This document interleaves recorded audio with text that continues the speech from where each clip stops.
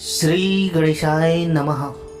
श्री शिव महापुराण के महात्म्य का यह दूसरा और तीसरा अध्याय हम आपको इस वीडियो में सुनाने जा रहे हैं। तो चलिए दोस्तों, देखते हैं शिव पुराण के श्रवण से देवराज को शिवलोक की प्राप्ति तथा चंचूला का पाप से भय एवं संसार से वैराग्य। श्री शौनक जी ने कहा, महाभाग सूत जी, आप धन्य हैं, परमार्थ तत्व के ज्ञाता हैं।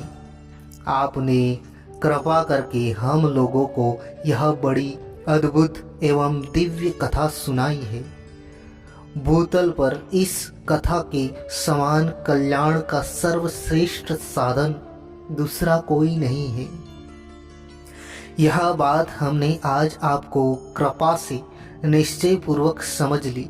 सूत जी, कलयुग में इस कथा के द्वारा कौन कौन से पापी शुद्ध होते हैं, उन्हें कृपा पूर्वक बताइए और इस जगत को कृतार्थ कीजिए। सूत जी आगे बोले, मुने, जो मनुष्य पापी, दुराचारी, हल तथा काम क्रोध आदि में निरंतर डूबे रहने वाले हैं, वे भी इस पुराण के श्रवण पठन से अवश्य ही शुद्ध हो जाते हैं।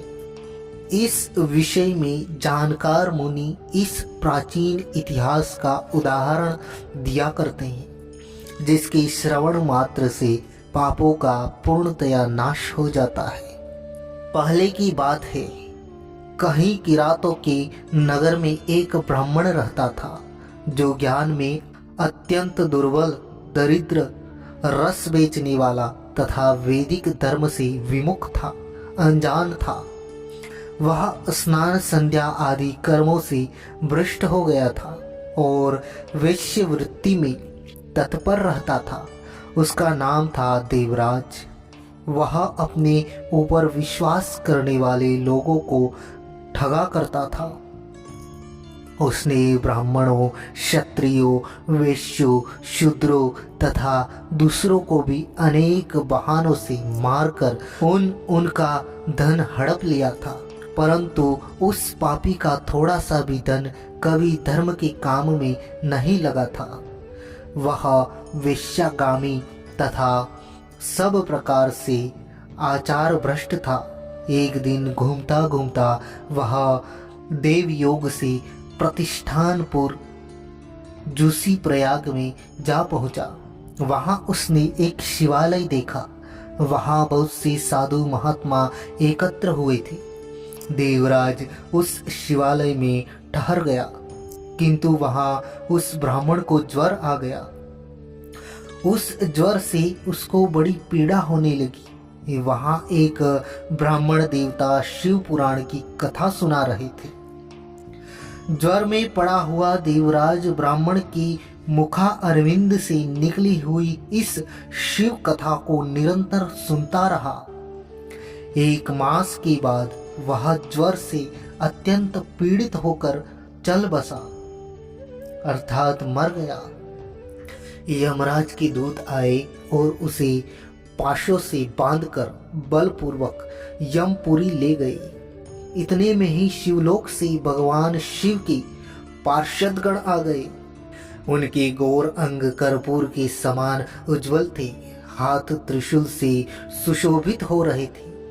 उनके संपूर्ण अंग भस्म से उद्भासित थे और रुद्राक्ष की मालाएं उनके शरीर की शोभा बढ़ा रही थी। वे सब के सब क्रोधपूर्वक यमपुरी में गए और यमराज के दूतों को मार पीट कर, बारंबार धमकाकर उन्होंने देवराज को उनकी चंगुल से छुड़ा लिया और अत्यंत अद्भुत विमान पर बिठाकर जब वे शिवदूत कैलाश जाने को उद्यत हुए, उस समय यमपुरी में बड़ा भारी कोलाहल मच गया। उस कोलाहल को सुनकर धर्मराज अपने भवन से बाहर आए। साक्षात दूसरे रुद्रों के समान प्रतीत होने वाले उन चारों दूतों को देखकर धर्मज्ञ धर्मराज ने उनका विधि पूर्वक पूजन किया और ज्ञान दृष्टि से देखकर सारा वृत्तांत जान लिया। उन्होंने भय के कारण भगवान शिव के उन महात्मा दूतों से कोई बात नहीं पूछी, उल्टे उन सब की पूजा एवं प्रार्थना की। तत्पश्चात वे शिवदूत कैलाश को चले गए और वहां पहुंचकर उन्होंने उस ब्राह्मण को दया सागर सांब शिव के हाथों में दे दिया। शौनक जी ने कहा, महाभाग सूत जी, आप सर्वज्ञ हैं। महामते, आपके कृपा प्रसाद से मैं बारंबार कृतार्थ हुआ। इस इतिहास को सुनकर मेरा मन अत्यंत आनंद में निमग्न हो रहा है। अतः अब भगवान शिव में प्रेम बढ़ाने वाली शिव संबंधिनी दूसरी कथा को भी कहिए। सूत जी बोले, शौनक सुनो, मैं तुम्हारे सामने गोपनीय कथा वस्तु का भी वर्णन करूंगा, क्योंकि तुम शिव भक्तों में अग्रगण्य तथा देववेत्ताओं में श्रेष्ठ हो। समुद्र के निकटवर्ती प्रदेश में एक वाष्कल नामक ग्राम है। वहाँ वैदिक धर्म से विमुख महापापी द्विज निवास करते हैं। वे सब के सब बड़े दुष्ट हैं। उनका मन दूषित विषय भोगों में ही लगा रहता है। वे न देवताओं पर विश्वास करते हैं न भाग्य पर। वे सभी कुटिल वृत्ति वाले हैं। किसानी करते और भांति भांति के घातक अस्त्र शस्त्र रखते हैं। वे व्यभिचारी और खल हैं। ज्ञान वैराग्य तथा सद्धर्म का सेवन ही मनुष्य के लिए परम पुरुषार्थ है। इस बात को वे बिल्कुल नहीं जानते हैं। वे सभी पशु बुद्धि वाले हैं। जहाँ के द्विज से हो वहाँ के अन्य वर्षों के विषय में क्या कहा जाए। अन्य वर्णों के लोग भी उन्हीं की भांति कुत्सित विचार रखने वाले स्वधर्म विमुख एवं खल हैं। वे सदा कुकर्म में लगे रहते हैं और नित्य विषय भोगों में ही डूबे रहते हैं। वहाँ की सब स्त्रियां भी कुटिल स्वभाव की, स्वेच्छाचारिणी, पाप सक्त, कुत्सित विचार वाली और व्यभिचारिणी है। वे सद्व्यवहार तथा सदाचार से सर्वथा शून्य हैं। इस प्रकार वहाँ दुष्टों का ही निवास है। उस वाष्कल नामक ग्राम में किसी समय एक बिंदुक नागधारी ब्राह्मण रहता था। वह बड़ा अधम था, दुरात्मा और महापापी था। यद्यपि उसकी स्त्री बड़ी सुंदर थी, तो भी वह कुमार्ग पर ही चलता था। उसकी पत्नी का नाम चंचुला था। वह सदा उत्तम धर्म के पालन में लगी रहती थी, तो भी उसे छोड़कर वह दुष्ट ब्राह्मण वेश्यागामी हो गया था। इस तरह कुकर्म में लगे हुए इस बिंदुक के बहुत वर्ग व्यतीत हो गए। उसकी स्त्री चंचुला काम से पीड़ित होने पर भी स्वधर्म नाश के भय से क्लेश सहकर भी दीर्घ काल तक धर्म से भ्रष्ट नहीं हुई थी, परंतु दुराचारी पति के आचरण से प्रभावित हो आगे चलकर वह स्त्री भी दुराचारिणी हो गई। तो इस तरह दुराचार में डूबे हुए उन मूढ़ चित्ता वाले पति पत्नी का बहुत सा समय व्यर्थ बीत गया। तदंतर शूद्र जातीय वेश्या का पति बना हुआ वह दूषित बुद्धि वाला दुष्ट ब्राह्मण बिंदुक समया अनुसार मृत्यु को प्राप्त हो नरक में जा पड़ा।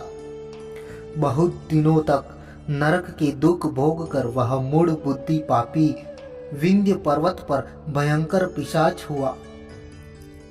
इधर उस दुराचारी पति बिंदुक के मर जाने पर वह मूढ़ हृदया चंचुला बहुत समय तक पुत्रों के साथ अपने घर में ही रही।